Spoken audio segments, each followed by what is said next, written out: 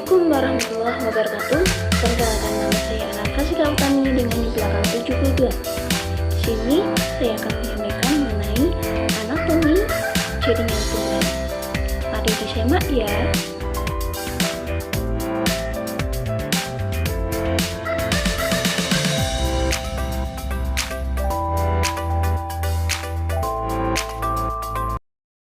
Nah, sebelum kita langsung ke materi seluruhnya, kita membahas pengertian dulu. Pengertian dari anatomi itu apa sih? Nah, anatomi adalah cabang biologi yang berhubungan dengan struktur dan begitu juga dengan organisasi dari makhluk hidup. Kemudian, dari pengertian jaringan tumbuhan itu adalah sekumpulan sel-sel tumbuhan yang mempunyai bentuk, asal, dan fungsi, begitu juga dengan struktur yang sama. Jaringan pada tumbuhan terdiri atas jaringan muda yang disebut juga dengan jaringan meristem, kemudian yang terakhir jaringan dewasa yang disebut dengan jaringan permanen.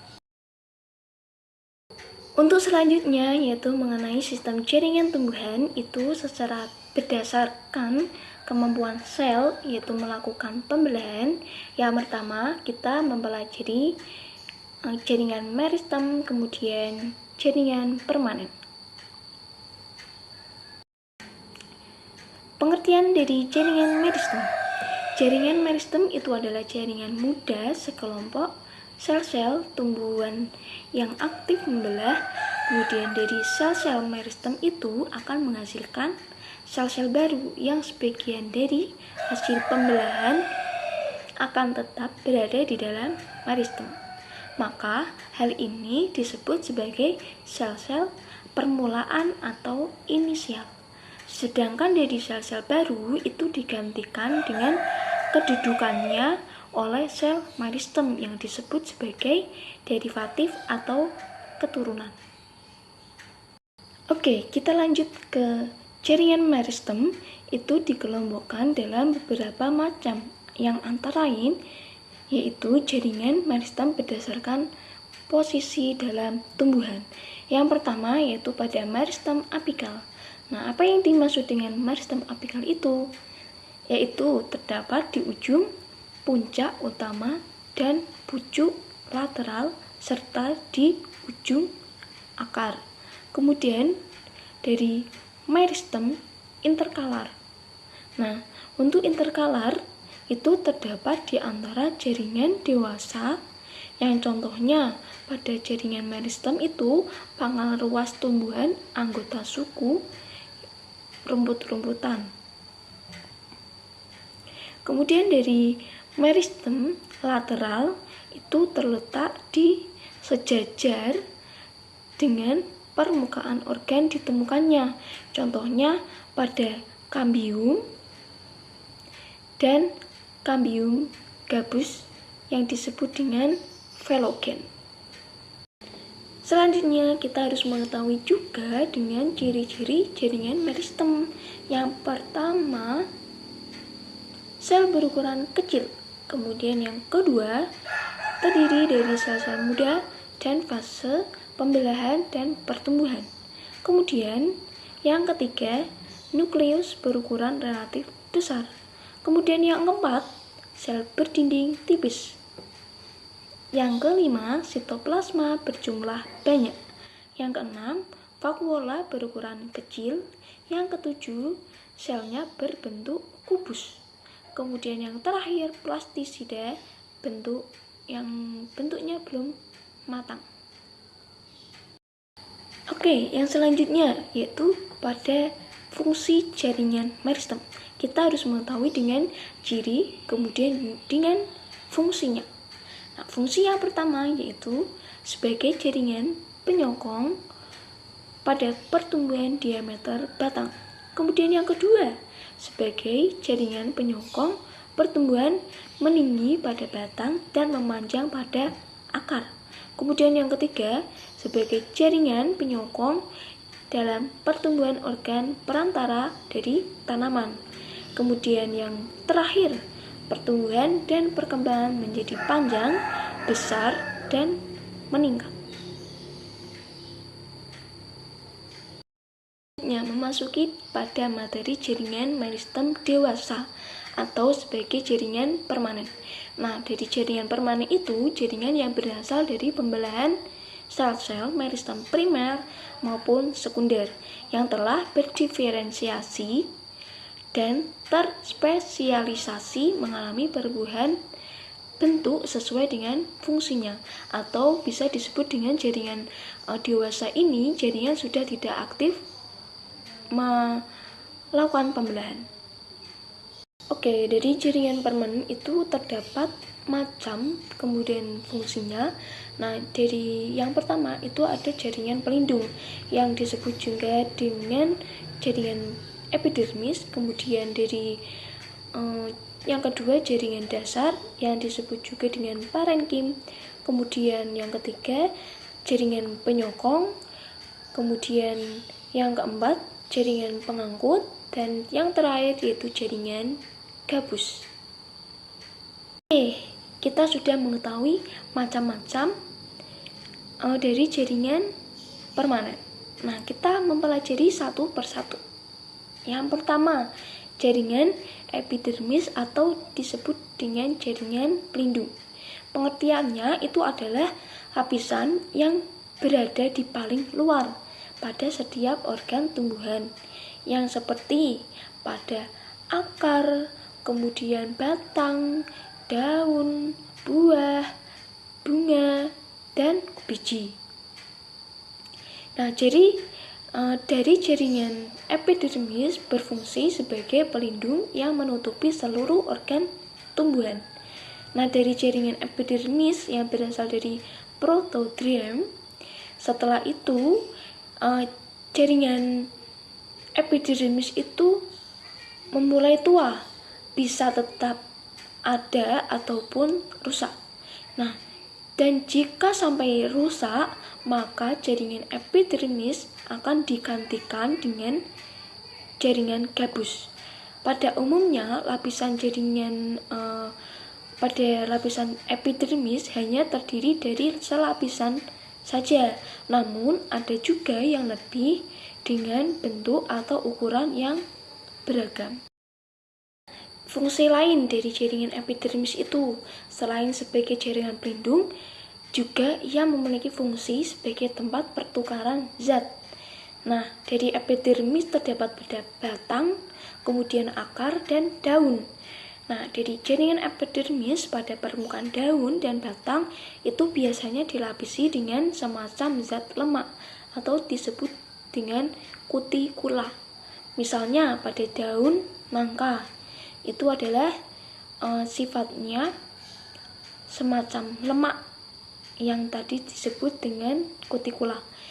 Untuk sementara pada daun pisang dan daun keladi, epidermisnya itu membentuk lapisan lilin yang mempunyai kedap air.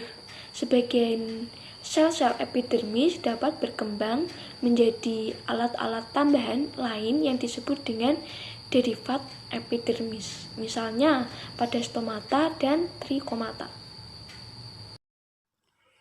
Oke, selanjutnya kita mengetahui apa arti dari stomata. Nah, stomata itu merupakan derivat jaringan epidermis pada daun. Nah, stomata itu berupa apa? Yaitu berupa lubang-lubang yang masing-masing dibatasi oleh sel penutup, yaitu sel-sel epidermis yang telah mengalami perubahan bentuk, begitu juga dengan fungsinya. Nah, stomata itu fungsinya apa? Stomata itu berfungsi untuk pertukaran gas. Bagian stomata itu terdiri dari sel penutup, kemudian celah, sel tetangga, kemudian ruang udara dalam atau disebut dengan substomata chamber.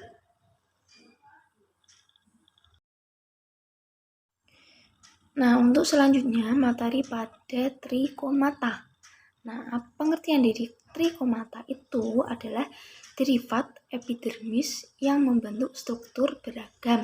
Nah, contohnya seperti apa? Yaitu rambut, kemudian sisik, rambut kelenjar, tonjolan, dan lain sebagainya. Nah, trikomata itu terdapat di bagian mana? Nah, trikomata itu terdapat hampir pada semua organ tumbuhan. Nah, terkadang trikomata itu berbentuk pendek, tampak berupa penonjolan-penonjolan yang seperti pada bukit-bukit kecil pada permukaan epidermis. Untuk selanjutnya yaitu pada ciri-ciri jaringan epidermis. Nah, dari ciri-ciri yang pertama itu memiliki susunan sel rapat tanpa disertai dengan ruang antar sel. Kemudian terdiri dari sel-sel hidup. Kemudian dinding sel yang beragam dengan bergantung posisi dan jenis tumbuhan. Selanjutnya memiliki protoplasma hidup yang mengandung kristal garam. Kemudian mengandung getah, kristal silikat, dan minyak. Kemudian ia juga memiliki vakuola yang berukuran besar yang dapat berisi antosianin. Ciri selanjutnya tidak berkloroplas kecuali pada sel penutup, pada hidrofit dan tumbuhan di bawah naungan. Selanjutnya mengalami modifikasi dengan membentuk derivat jaringan epidermis seperti pada stomata, kemudian filamen, trikomata atau disebut dengan rambut-rambut. Selanjutnya sel kersik, sel atau disebut dengan sel silika, spina disebut dengan duri, kemudian sel kipas. Jaringan epidermis itu juga mempunyai fungsi. Yang pertama sebagai untuk membatasi penguapan, kemudian sebagai penyerapan dan penyimpan air, dan yang terakhir sebagai penyokong mekanik. Selanjutnya pada jaringan parenkim yang disebut dengan jaringan dasar, pengertiannya itu jaringan yang terdapat di seluruh organ tumbuhan. Nah, dari jaringan parenkim itu terbentuk dari sel-sel yang hidup dengan struktur morfologis dan siologis yang sangat beragam. Nah, dapat disebut juga sebagai jaringan dasar karena ia memiliki peranan sebagai penyusun sebagian besar jaringan pada akar, batang, daun, buah, dan biji.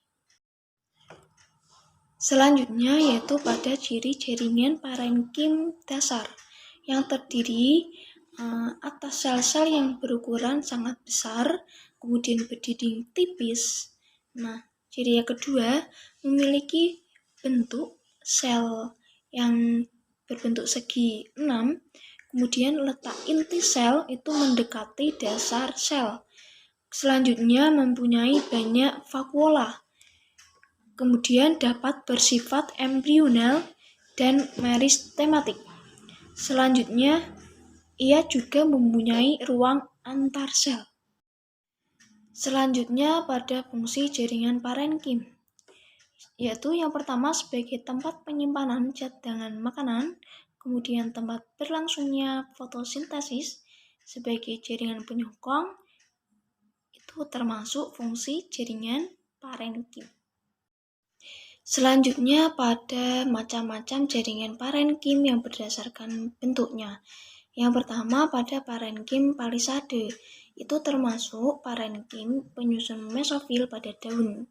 Nah, jaringan ini terdapat pada biji dengan bentuk sel yang panjang. Kemudian ia juga bentuknya tegak dan mengandung banyak kloroplas. Selanjutnya pada parenkim bunga karang, itu jaringan yang penyusun mesofilnya itu daun yang berukuran tidak tetap serta terdapat ruang antar sel lebar. Selanjutnya pada parenkim bintang, Nah, jaringan ini dapat ditemukan pada tangkai daun, yaitu pada daun kanah, dengan bentuk seperti bintang yang bersambungan pada bagian ujungnya. Yang terakhir yaitu pada bentuk jaringan parenkim, yaitu parenkim lipatan. Nah, jaringan yang dapat dijumpai pada mesofil, pada daun pinus dan padi, terjadi perlipatan ke arah dalam pada dinding sel dan mengandung banyak kloroplas. Jaringan penyongkong atau penguat. Nah, dari pengertiannya itu sudah sangat kita ketahui ya. Nah, penyongkong itu jaringan yang memberikan kekuatan bagi tumbuhan. Nah, jadi tumbuhan itu mampu untuk berdiri tegak, begitu. Dari jaringan penyongkong itu, tumbuhan juga dibagi berdasarkan sifat dan bentuknya, yang antara lain yaitu jaringan kolenkim. Nah, apa sih kolenkim itu? Nah, jaringan kolenkim itu adalah jaringan penyongkong atau penguat pada organ tumbuhan yang masih muda dan tanaman herbal. Nah, kolenkim ini merupakan sel hidup yang sifatnya itu mirip dengan parenkim. Nah, ia juga mengandung kloroplas dan berperan sebagai proses fotosintesis. Jaringan kolenkim itu yang pertama memiliki struktur yang tebal dan juga kuat, kemudian dapat mengalami spesialisasi, terdapat pada batang, daun, dan biji. Selnya itu mengalami penebalan pada bagian tubuhnya, kemudian penebalan yang berupa selulosa. Pada umumnya itu berkelompok dan membentuk untaian atau silinder. Untuk fungsi jaringan kolenkim itu terdapat 3 fungsi. Yang pertama menunjang dan memperkokoh bentuk tumbuhan, kemudian melindungi berkas pengangkut, dan yang terakhir memperkuat jaringan parenkim. Sklerenkim. Nah, pengertiannya itu jaringan penguat yang diri dari sel-sel mati. Nah, dari sklerenkim itu memiliki dinding sel yang kuat, tebal, dan mengandung lignin. Nah, dari sklerenkim itu terbagi dari 2 macam. Yang pertama serabut dan yang terakhir sklerit atau disebut dengan sel batu. Serabut atau serat yang berasal dari jaringan meristem yang terdiri dari sel-sel panjang dan bergerombol itu membentuk anyaman.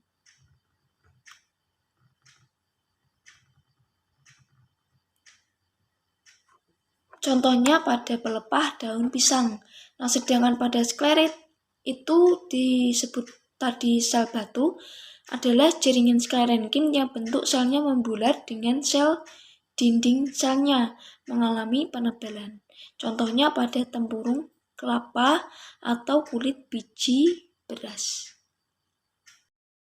Untuk ciri-ciri dari sklerenkim itu, yang pertama, mengalami penebalan pada seluruh bagian dinding sel, kemudian penebalan yang berupa lignin, kemudian ketiga berupa sel mati. Nah, selanjutnya pada umumnya itu ditemukan pada organ tumbuhan yang tidak lagi mengalami pertumbuhan dan perkembangannya. Dan yang terakhir itu terletak pada perisikel, korteks, dan di antara xilem dan phloem.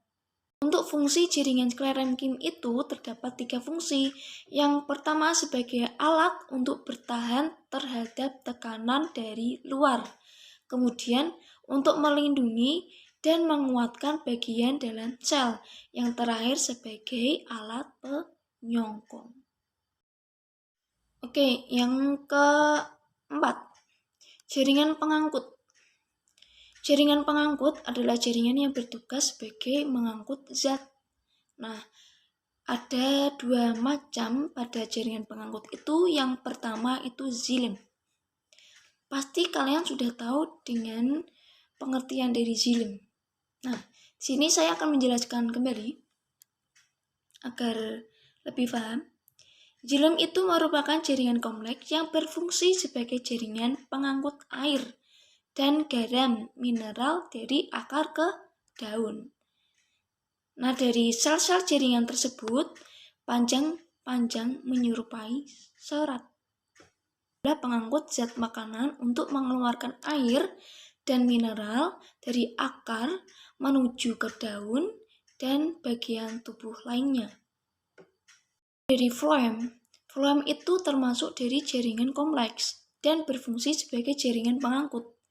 Berbeda dengan xilem, nah dari phloem itu, zat yang diangkut umumnya itu senyawa organik hasil fotosintesis yang terjadi di daun.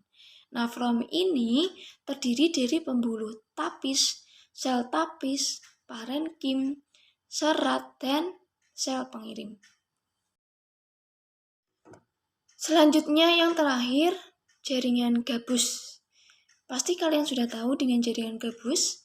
Jaringan gabus itu jaringan yang tersusun dari sel-sel gabus yang berbentuk memanjang.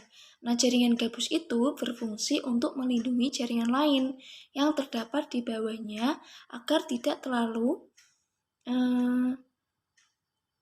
banyak kehilangan air. Nah, dari sel gabus itu dapat ditemukan di permukaan luar batang. Contohnya pada pohon singkong. Untuk ciri-ciri jaringan gabus yang pertama disusun dari sel-sel parenkim gabus, kemudian merupakan sel mati dan kosong, kemudian berbentuk memanjang dan berdinding gabus. Nah, ada juga macam-macam jaringan gabus. Ada 2 macam, yaitu phloem. Jaringan gabus itu dapat dibentuk oleh kambium gabus berarah luar dan sel-sel lainnya. Kemudian velodrome, jaringan gabus yang dibentuk kambium gabus ke arah dalam dan sel-selnya itu hidup menyerupai parenkim. Selanjutnya ada juga pada fungsi jaringan gabus itu menggantikan jaringan epidermis sebagai pelindung, kemudian mencegah penguapan, dan yang terakhir yaitu melindungi dari kerusakan mekanis dan infeksi patogen.